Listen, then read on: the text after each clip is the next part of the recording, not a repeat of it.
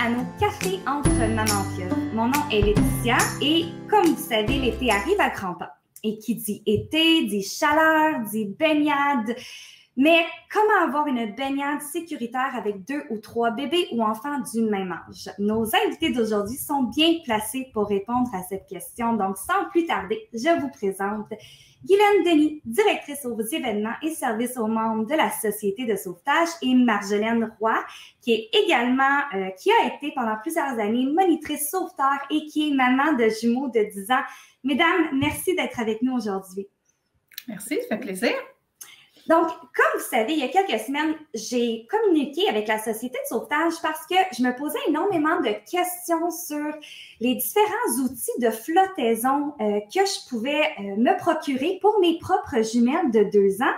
Puis sur Internet, il y a énormément d'informations contradictoires. Donc là, je savais comme plus qui écouter. Donc, comme vous savez, Maman Pieuvre est une ressource pour parents de jumeaux et triplés.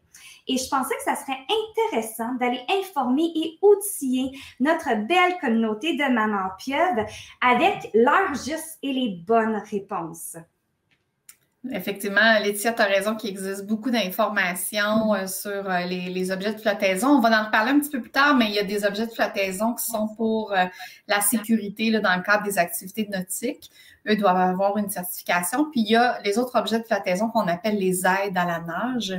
Donc, on pourra en discuter là un petit peu plus tard, mais n'hésitez jamais à aller sur nos sites web de la Croix-Rouge ou de la Société de sauvetage là, pour avoir des informations le plus juste possible. Mm-hmm. En effet, on est vraiment, vraiment contente de vous avoir aujourd'hui parce que je pense que justement, là, vous allez bien nous préparer à la saison estivale. Donc, parlons de bien se préparer.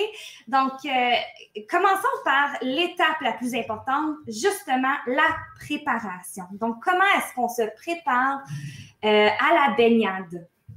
Tu as raison, c'est une étape qui est vraiment importante. Il faut préparer nos sorties. Vous préparez vos vacances, vous préparez les inscriptions à l'école. Donc, on prépare aussi notre baignade. Soit si on veut aller à la plage, au parc aquatique, il y a des informations à aller chercher.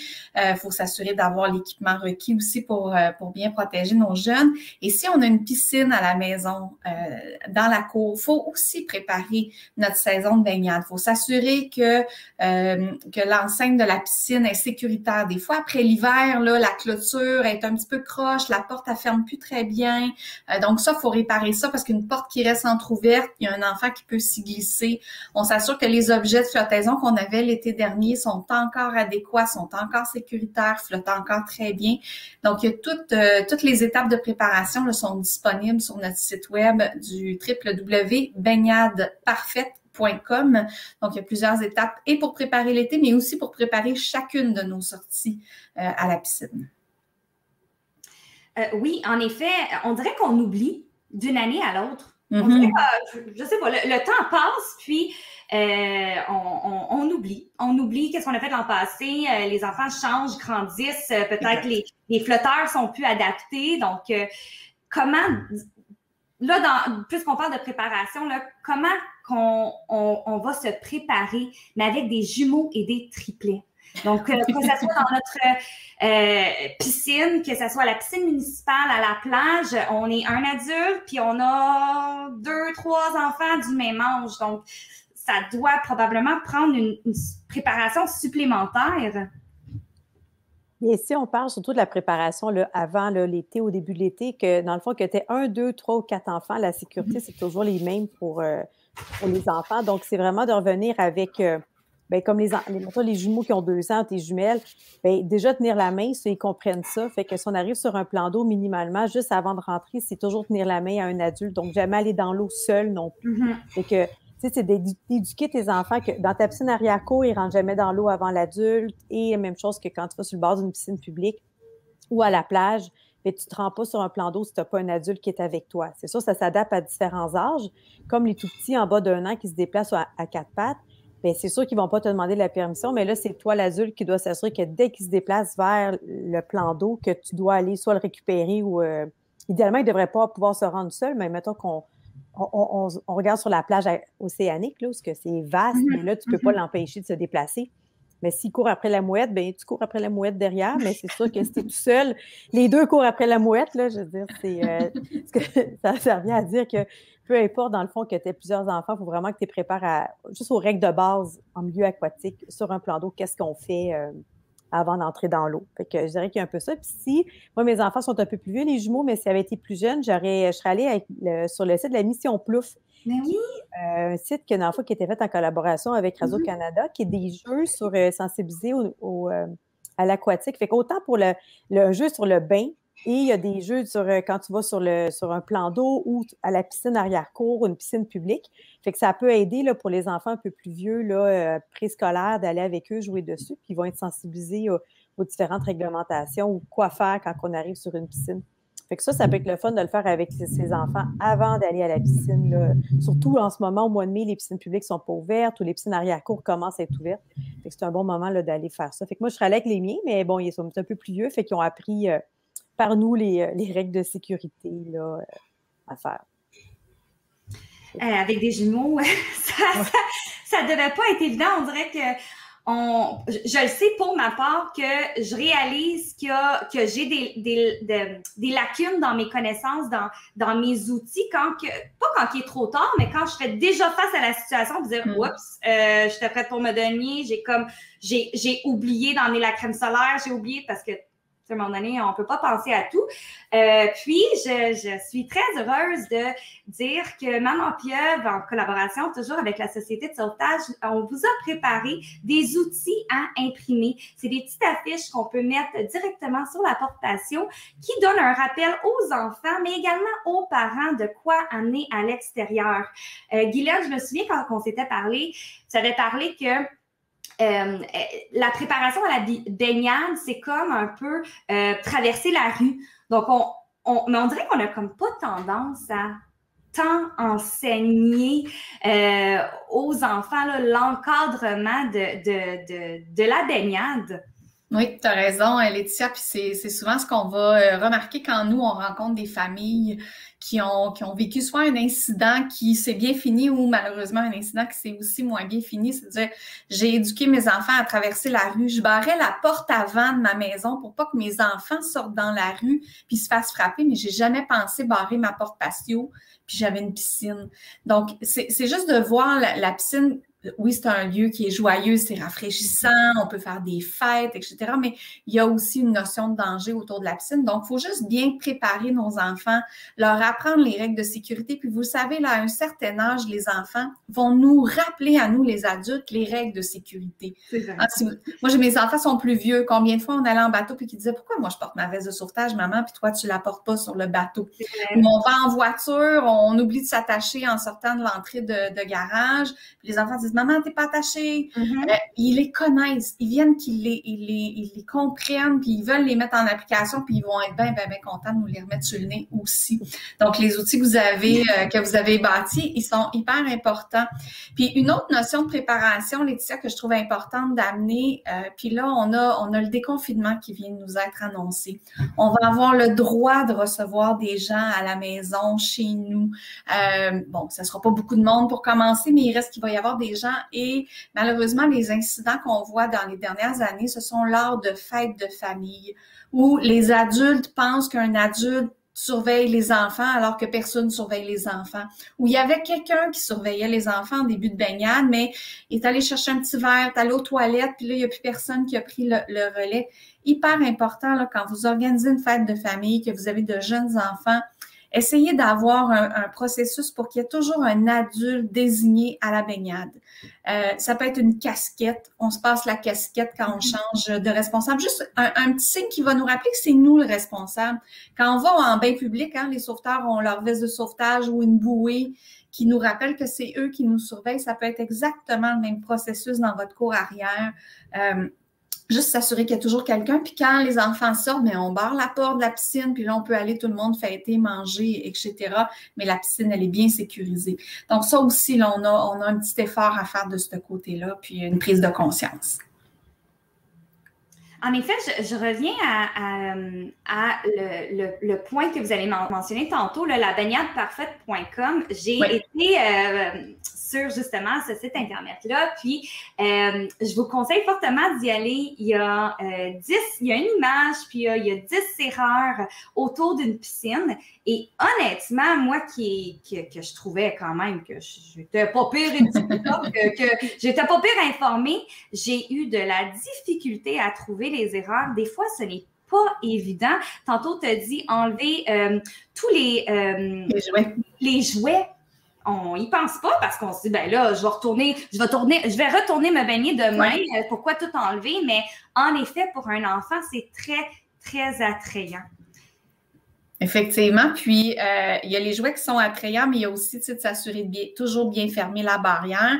Et dernièrement, il y a eu une annonce du ministère, la réglementation va être bonifiée, va être changée. Donc, n'hésitez pas, notre site n'est pas encore à jour parce qu'on n'a pas reçu les derniers détails de la réglementation, mais ceux et celles là, qui ont des piscines arrière-cour, soyez vigilants. La clause des droits acquis a été retirée. Donc, en juillet 2023, tous les piscines du Québec vont devoir être conformées minimalement à la réglementation provinciale.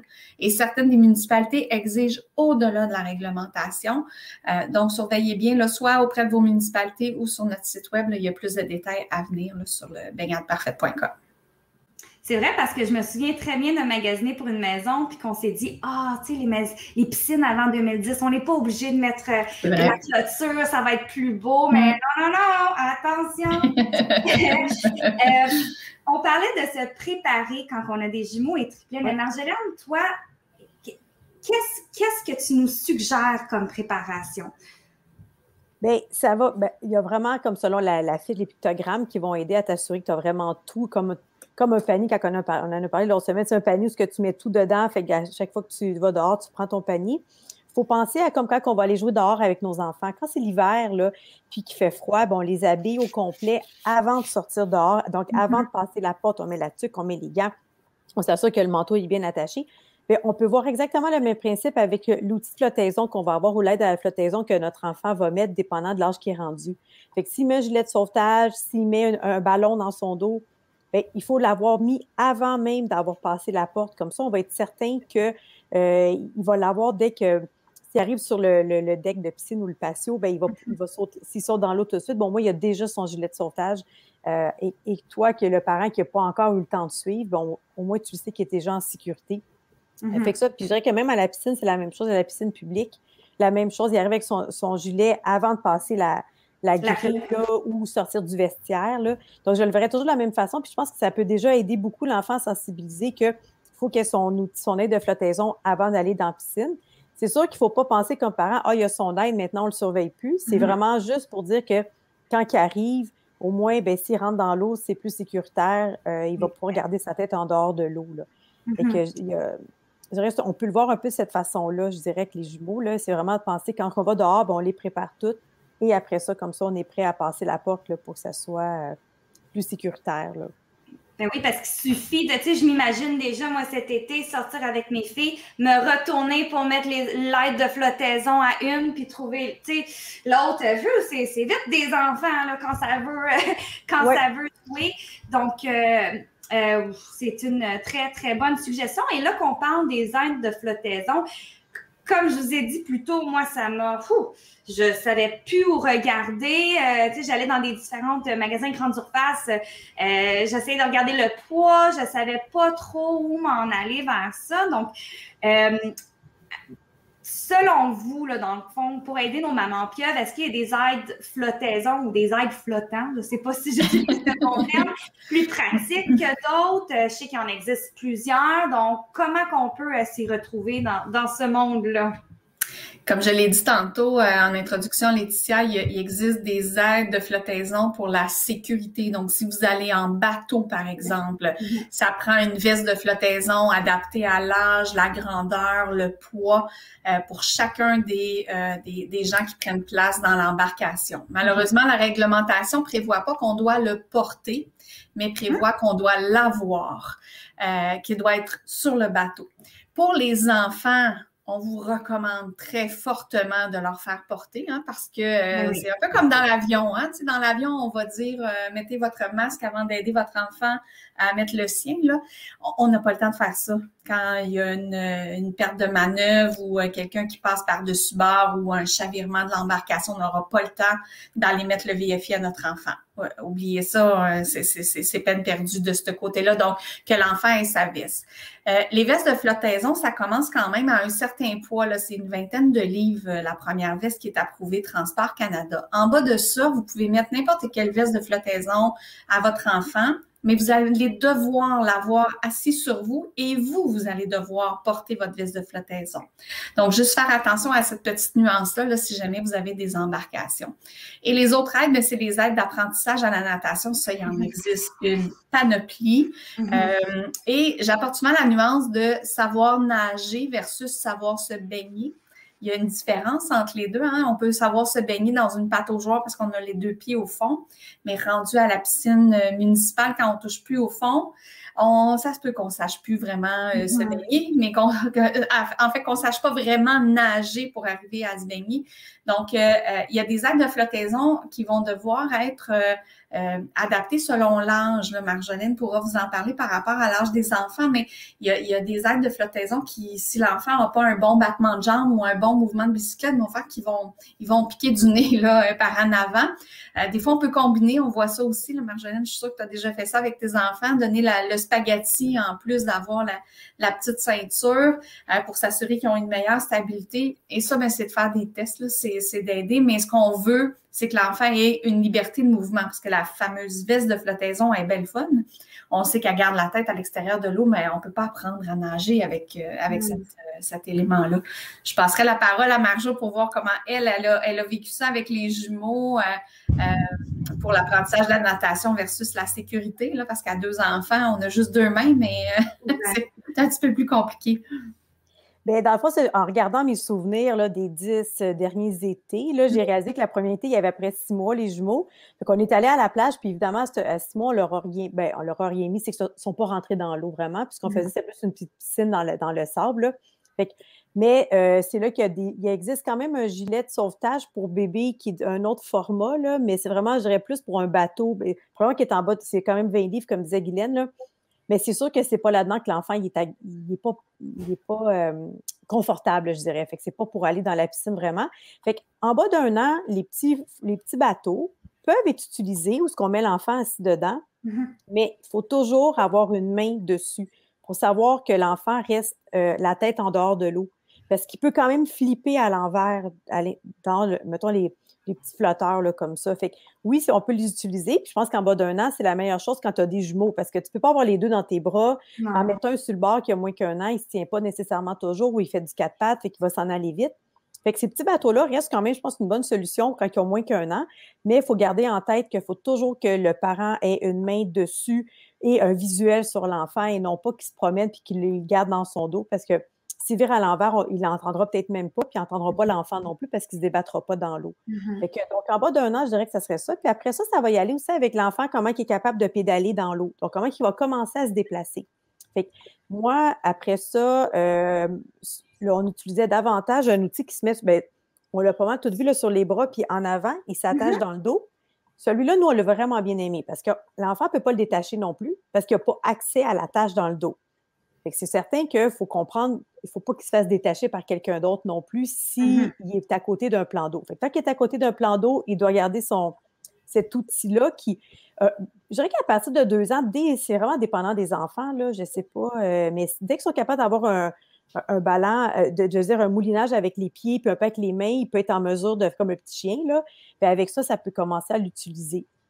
Et que je dirais que puis ça, c'est l'enfant saute, il est capable de monter les marches pour sortir de la piscine, puis c'est assez sécuritaire. Puis si l'enfant sort de la piscine puis s'en va jouer dans le parc, mais qu'il garde toujours avec lui ce gilet-là tant que la piscine est ouverte, puis tant qu'il y a un enfant qui est dans la piscine encore, comme ça, on est sûr que s'il décide d'y retourner, mais ça va toujours être sécuritaire, puis il ne l'aura pas enlevé. Fait vraiment, ça serait comme on l'enlève seulement lorsque la barrière est fermée et que tous les enfants et les parents sont sortis de la piscine.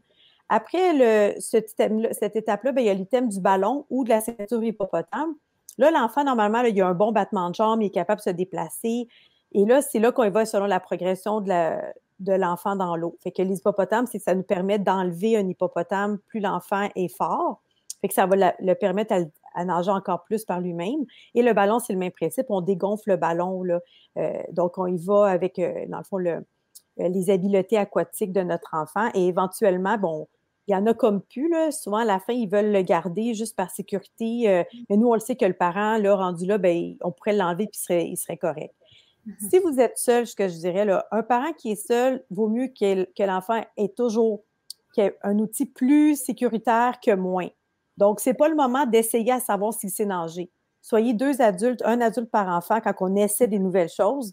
Puis quand vous êtes seul, assurez-vous d'avoir ce que vous avez qui va être sécuritaire. Comme ça, si vous avez le dos tourné, sans dire que vous êtes en sortie de votre piscine, mais le dos tourné, ben, au moins, vous savez qu'il est en sécurité dans votre dos parce qu'il sait se débrouiller avec l'objet qu'il a.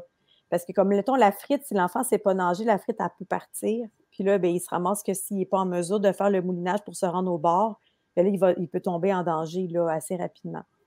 Donc, je dirais que c'est ce que j'ai remarqué dans l'évolution que nous, on a faite avec nos enfants. Là, puis quand tu es un parent pour un enfant, là, tu peux essayer de faire des essais-erreurs, le laisser aller dans l'eau, le faire sauter, l'attraper. Là, beaucoup de plaisir à 2 parents, mais tant que vous êtes un parent, beaucoup plus de sécurité, là, je dirais, avec les aides à flotter. Ça, c'est mes expériences, puis c'est ce que je conseille aussi. Oui, puis dans les cours de natation, Marjolaine, de toute façon, si on s'inscrit à un cours de natation à notre municipalité, ça va être exigé que ce soit un adulte avec un enfant. Donc, appliquez le même principe chez vous, là. Puis ça aussi, on n'a pas parlé des ratios, Laetitia, mais si je peux me permettre, informez-vous des ratios parents-enfants dans les piscines. Il y a différentes règles selon votre ville, selon l'endroit que vous allez visiter.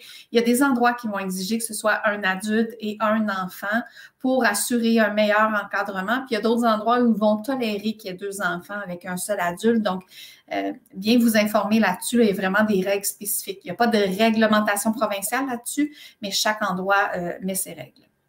Je pense aussi des enfants, ça s'amuse. Ça va être une petite piscine gonflable, petite pataugeuse ou la grosse piscine. Les enfants, ça s'amuse n'importe où. Donc, je pense que je sais pour moi-même que même avec l'outil de flottaison le plus sécuritaire pour mes filles, je ne serais pas confiante d'aller toute seule dans la piscine. Donc, peut-être les journées que je suis seule, opter pour une autre manière de se rafraîchir.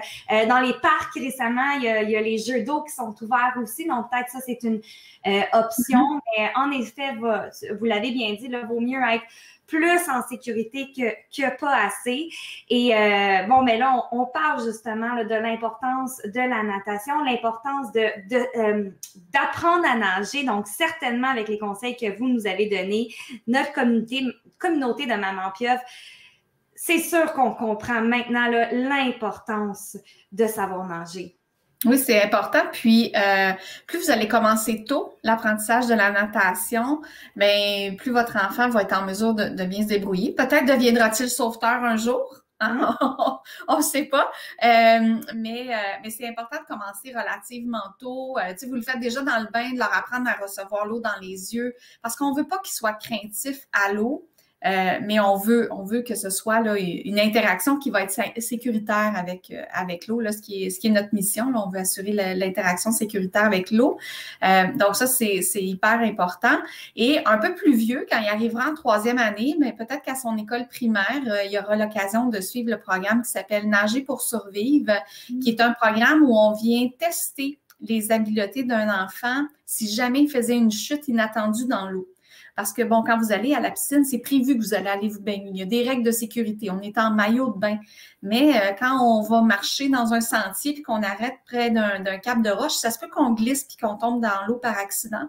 Donc, si jamais ça arrivait, ou au bout d'un quai, ou peu importe, est-ce que l'enfant serait en mesure de se retrouver dans un lieu sécuritaire là, pour pouvoir être en sécurité? Donc, c'est ce qu'on vient évaluer comme norme. Et plus il commence tôt, on le voit, là, nous, dans des statistiques, plus il commence tôt à apprendre à nager quand il arrive à 8 ans, il est en mesure de trouver un endroit sécuritaire et de bien réagir à une chute inattendue. Tandis que quand il commence un petit peu plus tard, mais on voit là, qu'il y a des craintes qui se sont installées. C'est tellement important, puis on dirait que moi, je suis du genre à pas vouloir, non, je veux pas en entendre parler, non, ça me fait trop peur, mais pourtant, c'est le plus on s'informe, le plus qu'on sait comment réagir dans une situation, ça va pour nous, ça va pour nos enfants, plus on les outille, plus qu'ils vont développer des habiletés, justement, là, dans un environnement de baignade, prévu ou non. Dites-vous, quand ils sont jeunes, vous faites contrôler l'environnement, mais quand ils vont être rendus ados, ils vont peut-être aller sur le bord de la rivière avec leurs amis. Oui, je sais, vous ne voulez pas penser à ça, hein, mais ça fait partie du cycle de la vie. Donc, si vous les avez préparés par les sécurités, par les préventions, qui connaissent les dangers associés à l'eau, ils vont peut-être être un petit peu moins téméraires avec leurs amis. Ce n'est pas garanti, là, mais il reste que vous allez avoir fait un bon travail de base aussi, là. Mesdames, merci énormément pour cette rencontre, pour toute l'information qui a été offerte aujourd'hui. Ça a vraiment été intéressant et j'espère que ça a été utile aussi également là, pour notre communauté de Maman Pieuvre. Maintenant, à vous, je m'adresse aux parents qui nous écoutent. C'est notre responsabilité à tous d'offrir un environnement sécuritaire pour nos enfants où ils peuvent s'épanouir. Il faut s'informer, ne prenons pas cela à la légère. Pour plus d'informations sur la baignade sécuritaire, je vous invite à visiter le site internet sociétédesauvetage.org et n'oubliez pas de vous abonner à notre page Facebook Maman Pieuvre pour ne rien manquer. Encore une fois, merci mesdames d'avoir été au rendez-vous et à vous tous de nous avoir écoutés. Bonne journée et à la prochaine!